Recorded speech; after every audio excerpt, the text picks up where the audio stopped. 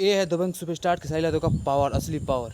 गांव के हित में भी काम करते हैं, 5-5 ट्रैक्टर खरीद के रखे हैं, 5-5 ट्रैक्टर गांव के हित में काम भी करते हैं। और काम करो नाम का नारा जो दिए हैं वो भी करते हैं। और हाँ, जो गाना फिल्म में तांडव मचाते हैं, अपनी असल ज़िंदगी में भी वो तांडव मचाते हैं अपने। ये देखिए दबंग star superstar power star Khesari Yadav के घर का पहला ट्रैक्टर है, जिस पे लिखा है कृति कृति लाभ।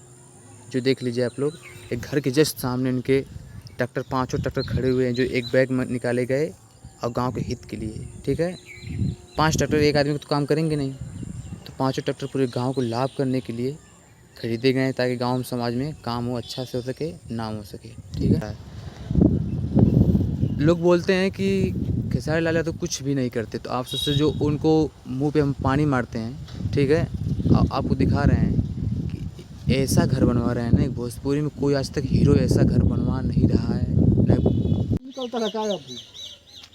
हाँ हाँ, बैठा हुआ बैठा गाँवरी होता है।